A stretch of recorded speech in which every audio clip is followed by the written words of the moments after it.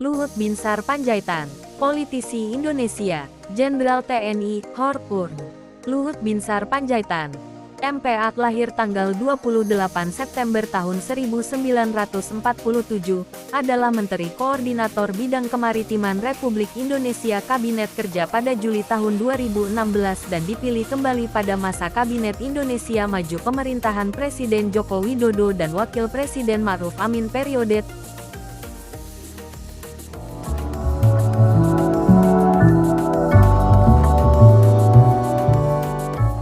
tahun 2019 sampai tahun 2024 sebagai Menteri Koordinator Bidang Kemaritiman dan Investasi Indonesia. Ia juga pernah menjabat sebagai Kepala Staf Kepresidenan Republik Indonesia sejak tanggal 31 Desember tahun 2014 hingga tanggal 2 September tahun 2015. Pada tanggal 12 Agustus tahun 2015, ia ditunjuk oleh Presiden Joko Widodo menjadi Menteri Koordinator Bidang Politik, Hukum, dan Keamanan menggantikan Tejo Edi Purdijatno. Dalam perombakan Kabinet Kerja Jilid 2 pada tanggal 27 Juli tahun 2016, ia diangkat menjadi Menteri Koordinator Kemaritiman menggantikan Rizal Ramli.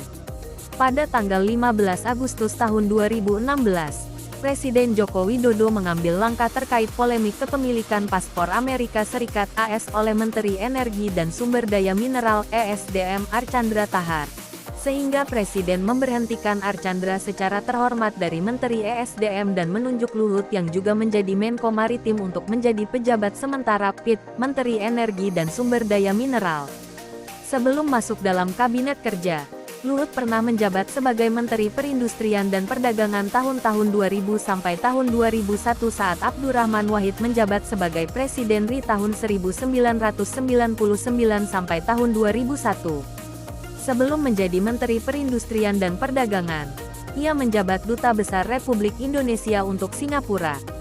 Kehidupan pribadi, Luhut merupakan anak pertama dari 5 bersaudara pasangan Bonar Panjaitan dan Siti Frida Naiborhu.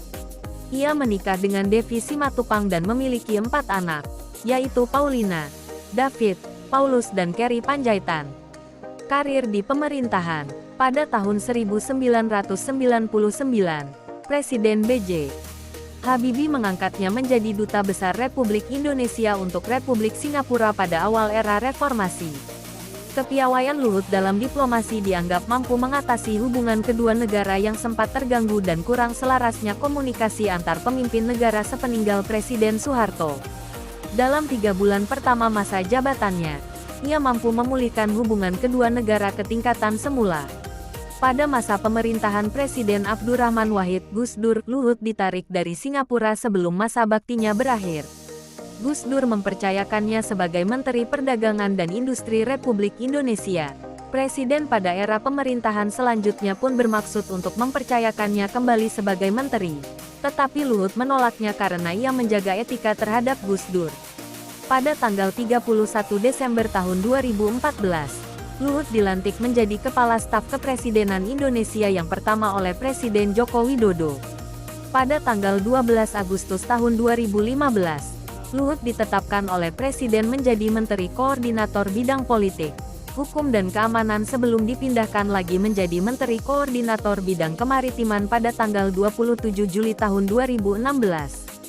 Ia juga dikenal dengan beberapa komentarnya yang kontroversial dan terkesan partisan seperti pada Desember tahun 2022 saat mengkritik terlalu banyaknya operasi tangkap tangan (OTT) yang dilakukan oleh KPK dan kemudian diklarifikasi bahwa yang perlu dilakukan perbaikan adalah sistem pencegahan korupsi yang dilakukan oleh KPK.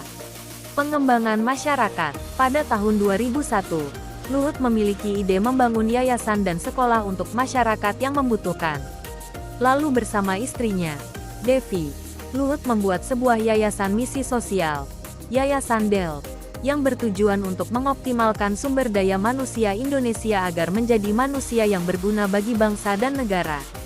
Yayasan Del bergerak di sektor pendidikan, teknologi, kesehatan, dan kemanusiaan dengan membangun panti asuhan. Selain itu, Yayasan Del juga memberikan program beasiswa tanpa membedakan status maupun golongan. Program pertamanya adalah dengan mendirikan Politeknik Informatika Del yang kini telah menjadi Institut Teknologi Del, di tepi Danau Toba.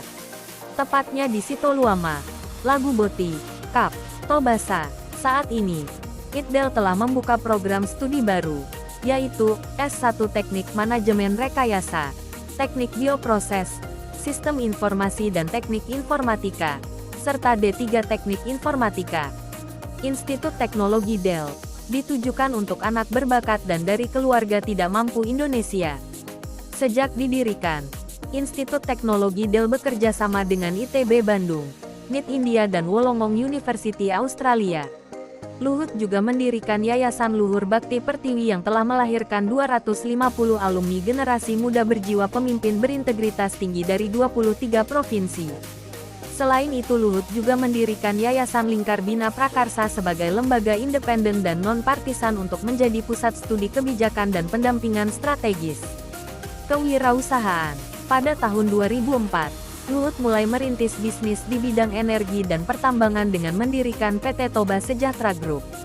Kini di bawah Toba Sejahtera yang bergerak di sektor pertambangan batu bara, ada anak usaha yang bergerak di sektor minyak dan gas, perkebunan, dan kelistrikan. Selain itu ada satu perusahaan konsesi yang dipegang Toba Sejahtera Group, yaitu PT Kutai Energi. Sedangkan di sektor migas ada PT Energi Mineral Langgeng dan PT Fairfield Indonesia. Di sektor kelistrikan ada PT Pusaka Jaya Palu Power dan PT Kartanegara Energi Perkasa. Lalu di sektor perkebunan ada dua perusahaan yaitu PT Trisena Agro Sejahtera dan PT Adimitra Lestari. Kalau di sektor industri ada PT Smartias Indo Gemilang, PT Rakabu Sejahtera dan PT Kabil Citranusa. PT Pusaka Jaya Palu Tower yang bergerak di sektor kelistrikan sejak tahun-tahun 2007, berhasil membangun pembangkit listrik tenaga uap dan ini merupakan pembangkit listrik tenaga uap swasta pertama di Indonesia. Untuk coal and mining, sebagian besar hasil produksinya diekspor ke China, Korea, Taiwan, India, dan Jepang. Terima kasih sudah menonton. Jangan lupa untuk like, komen, share dan subscribe.